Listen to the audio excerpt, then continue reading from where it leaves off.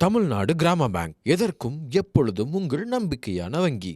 Director H வினோத்துடைய 2 கதைகளுக்கு okay சொன்ன தலைவர் அப்படின்னு தான் சொல்லணும். ரஜினி சாருக்கு வந்து பார்த்தீங்கன்னா, கார்த்தி சுப்புராஜ்ல இருந்து மாரி செல்வராஜ் சார் வரைக்கும் எல்லார்ட்டயும் வந்து கதை கேட்டிருக்காரு.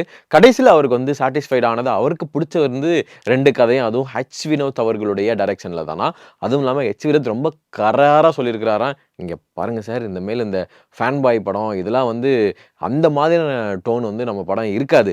முழுக்க முழுக்க ஒரு கன்டென்ட் ரீதியான படங்கள் இருக்கும். உங்களுக்காக சில விஷயங்கள் இந்த படத்துல இருக்குமான்னு கேட்டா கன்ஃபார்மா இருக்காது. இந்த படத்துல எந்த ஒரு விஷயத்தையும் நம்மளால மாத்தவே முடியாது அப்படின்னு சொல்லி ரொம்ப ஸ்ட்ரிக்ட்டா சொல்லியிருக்காராம். அதுக்கும் தலைவர் கிட்டத்தட்ட ஓகேப்பா படிக்கலாம் அப்படின்ற மாரியும் சொன்னதா ஒரு டாக் வந்து போய்க்கிட்டு இருக்கு. சொன்ன மாதிரி ஹெச் வினோத் அவர்களுடைய டைரக்ஷன்ல நமக்கு வந்து தீரன் அதிகாரம்ல ஆரம்பிச்சு அப்படியே இப்ப ஜனநாயகன் வரைக்கும் வந்து போய்க்கிட்டு இருக்குல்ல. ஸோ ஒரு கன்டென்ட் ரீதியான படங்களா இருக்கும் அப்படின்றதுல எந்தவித மாற்று கருத்தும் கிடையாது. இப்பயும் ஆடியன்ஸ் வந்து நெறையா அதாவது எதார்த்தமான கதைகளுக்கு ரொம்ப வந்து ஃபேன்ஸ் ஆகிக்கிட்டு இருக்கிறாங்க. அதாவது இந்த ஃபேன் பாய் மொமெண்ட் அதெல்லாம் தாண்டி இதுவும் வேணும்ப்பா அப்படின்ற மாரி சொல்லியிருக்காங்க. ஆனா வேட்டையன் படம் பார்த்ததுக்கப்புறம் வேட்டையன் படத்துல அங்கங்க வந்து தலைவர் படம் மாரி இல்லையே. அதாவது ஏதோ ஒரு இடத்துல வந்து இதாகுது அப்படின்னு ஒரு விஷயம் டாக் இருந்துச்சு. பட் ஹெச் வினோத் சொன்னது வந்து கரெக்ட்டான ஒரு விஷயம் அப்படின்ற மாரி தான் கோலிவுட் வட்டாரங்கள்லயும் நெறைய பேர் வந்து பேசிட்டு இருக்கிறாங்க. இத பத்தி நீங்க என்ன நினைக்கிறீங்க அப்படின்றத கீழ கமெண்ட் பாக்ஸ்ல போட்டுருங்க. ஆல்ரெடி இளையராஜா அவர்களுடைய பயோபிக்க தனுஷ் சார் நடிக்கவும், ஸோ அருண் மாதேஸ்வரன் இயக்கவும் ஒரு ஒரு மிகப்பெரிய ஒரு விஷயம் வந்து டாபிக் போயிருந்துச்சு. கடைசில இல்லங்க அப்படின்ற ஒரு ஒரு டிராப் வந்து குடுத்துருக்காங்க. சரி நெக்ஸ்ட் என்ன பண்ண போறாரு அருண் மாதேஸ்வரன் அவர்கள் அப்படின்னு பார்க்கும்போது, ஒரு முக்கியமான படம் லோகேஷ் கனகராஜ வச்சு ஒரு படம் பண்ண போறதாகவும், அந்த படத்துக்கு வந்து பார்த்தீங்கன்னா, லோகேஷ் கனகராஜ் முழுக்க முழுக்க அந்த மார்ஷியல் ஆர்ட்ஸ்லாம் கத்துக்கணும் அப்படின்றதுக்காக, இங்கேருந்து தாய்லாந்து போய் முழுக்க முழுக்க மார்ஷியல் ஆர்ட்ஸ் கத்துக்கிட்டு இங்க வந்திருக்கிறாரு அப்படின்ற ஒரு டாபிக் இருக்கு. ஸோ இத பார்க்கும்போது ஓகே, ஒரு சூறாவளி கிளம்பியதே அப்படின்ற ஒரு மாரி லோகேஷ் கனகராஜும் சிறப்பா ஒரு சம்பவம் பண்ண காத்துட்டு இருக்கிறாரு. ஆஸ் அ ஆக்டரா ஒரு முக்கியமான ஒரு இதுல அப்படின்றது தெரியுது. இதெல்லாம் ஒரு பக்கம் இருந்தாலும், அப்ப கைதி 2 என்னங்க ஆக போகுது? அப்படின்னு கேட்டுட்டு இருக்கிறாங்க. அப்ப ரோலக்ஸ் என்னங்க ஆக போகுது? அப்படின்னு கேட்டுட்டு இருக்கிறாங்க. இதெல்லாம் வந்து ஆடியன்ஸ் உடைய ஒரு ஆதங்கங்கள் தான். ஓகே, அவருக்கு பிடிச்சது சில விஷயங்கள் அவருக்கு வரத அவர் பண்ணிட்டாரு அப்படின்னா, அடுத்தடுத்து பண்ண போறாருங்க. இதுல என்னங்க இருக்கு? அப்படின்ற மாரி இருக்கு. எப்பயும் நம்ம தமிழ் சினிமாவுக்கு ஒரு நோனபிள் நமக்கு பிடிச்ச ஒரு ஹீரோ வேணும் அப்படின்றதும் முக்கியம் தான். ஸோ அந்த மாரி வகையில லோகேஷ் கனகராஜ் அவர்கள் வந்து அப்படியே அடுத்தடுத்து அப்படியே வரப்போறார் அப்படின்றது தெரியுது. அண்ட் முக்கியமா என்னன்னா, ஒரு பயோபிக் அப்படின்னு பார்த்தோம்னா, எதனால அருண் மாதேஸ்வரன் அப்படின்னாலே தெரியும். அவர் வந்து எப்படிலாம் படம் பண்ணுவாரு. அப்படியே ரத்தம் பொழியிற தெறிக்க தெறிக்க கரிகள் பிதுங்கி வர அந்த மாரி தான் எடுத்திருப்பாரு. ஸோ என்ன மாரியான படங்கள் அப்படின்றத கொஞ்சம் பொறுத்திருந்து தான் பார்க்கணும். அடுத்து என்ன அப்படின்னு பார்த்தோம்னா, தனுஷ் சார் அவரு வந்து ஒரு ஸ்டேஜ்லயே சொல்லியிருக்கிறாரு குபேரா ஆடியோ லான்ச்லயே, "இங்க பாருங்க, எனக்கு வந்து கேமராக்கு பின்னாடி இருந்து ஆக்ஷன் சொல்ல தான் எனக்கு புடிச்சிருக்கு. என்னுடைய ரசிகர்களுக்காக மட்டும் தான் நான் வந்து நடிச்சுக்கிட்டு இருக்கேன்." அப்படின்ற மாரி ஒரு விஷயம் வந்து சொல்லியிருப்பாரு. அத பார்த்துட்டு ரசிகர்கள், "அப்பா நமக்காக தான் தலைவர் நடிக்கிறாரு." அப்படின்னு சொல்லிட்டு தனுஷ் சாருக்காக இன்னும் கொஞ்சம் வந்து உயிர குடுக்குறதுக்காக நெறையா காத்துட்டு இருக்கிறாங்க ரசிகர்கள்.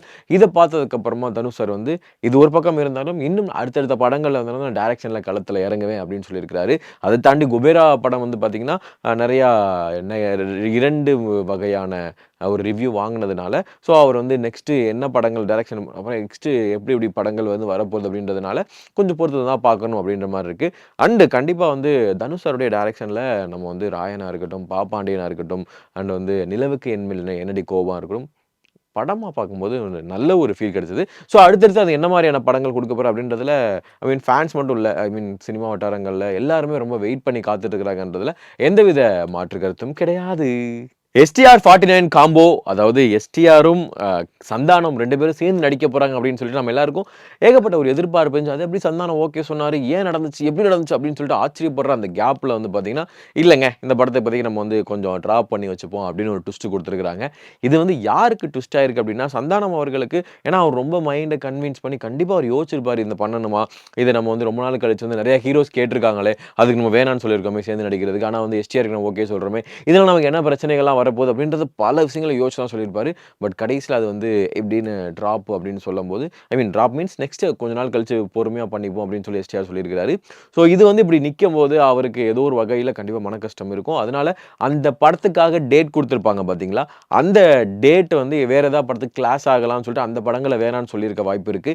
இப்ப சந்தானம் அவர்கள் அந்த டிராப் ஆன படங்கள் அதாவது ஓகே. அந்த வேணான்னு சொன்ன படங்களா இருக்கட்டும், கொஞ்சம் டேட் தள்ளி வச்சுக்கலாம் அப்படின்னு சொன்ன படங்களா இருக்கட்டும், அந்த படங்களுக்கான டேட்டுகளுக்கு வந்து குடுக்குறது ரொம்ப மும்முரமா இருக்காரு அப்படின்ற மாரியும் நெறைய தகவல் வந்து போயிட்டுருக்கு. டிடி நெக்ஸ்ட் லெவல் படம் வந்து எந்த அளவுக்கு போச்சு அப்படின்றது பார்க்கும்போது, அவருக்கு வந்து அதில ஏதோ ஒரு இன்னும் நல்லா போயிருக்கலாமே அப்படின்ற மாரி ஒரு விஷயம். ஏன்னா அவரும் ஆர்யாவும் களத்துல இறங்கி அவங்களும் வந்து ப்ரமோஷன் பண்ணாங்க. அது ரொம்ப நல்ல விஷயமா இருந்துச்சு. ஏன்னா ஆக்டர்ஸ் வந்து இந்த இந்த பிளாட்ஃபார்ம்ல இருக்கு போய் பாருங்க அப்படின்னு சொல்லும்போது ரொம்ப நல்லா இருந்துச்சு. ஒரு ஃப்ரெண்ட வச்சுக்கிட்டு நான் படுற அவஸ்தை இருக்கே! ஐயோயோயோ! அப்படின்ற மாரி நெறைய வந்து ப்ரமோஷன் பண்ணியிருந்தாங்க. ஸோ, அதனால சந்தானம் அவர்களுடைய அடுத்தடுத்த லைனப் கொஞ்சம் கொஞ்சம் பொறுத்து இருந்து தான் போயிருக்கு. அது படம் எப்படி பார்த்தாலும் கமர்ஷியலா சக்சஸ்ஃபுல்லான ஒரு படமா தான் வந்து சொல்லப்படுது.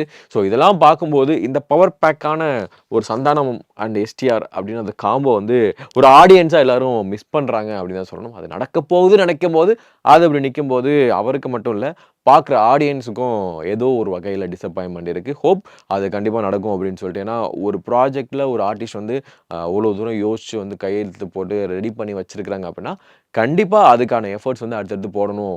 நம்ம அடுத்த படம் பண்ணணும். இந்த இந்த இந்த ப்ராஜெக்ட் நல்ல ப்ராஜெக்ட்ல இது பண்ணணும் அப்படின்னு ஆசைப்படுறதுக்கான வாய்ப்புகள் இருக்கு. ஸோ, அதனால கொஞ்சம் பொறுத்திருந்து பார்க்கலாம். சந்தானம், எஸ்டிஆர், எஸ்டிஆர் சந்தானம் அந்த அந்த காம்போ வாலு காம்போ இருக்குல்ல. ஸோ, அது வரதுக்கான வாய்ப்புகள் இருக்கு. கொஞ்சம் பொறுத்திருந்து பார்க்கலாம். ஸோ, இந்த விஷயங்கள்ல உங்களுக்கு ரொம்ப பிடிச்ச விஷயங்கள் எது அப்படின்றத கீழ கமெண்ட் பாக்ஸ்ல போட்டுருங்க. நன்றி, வணக்கம். தமிழ்நாடு கிராம பேங்க் எதற்கும் எப்பொழுதும் உங்கள் நம்பிக்கையான வங்கி.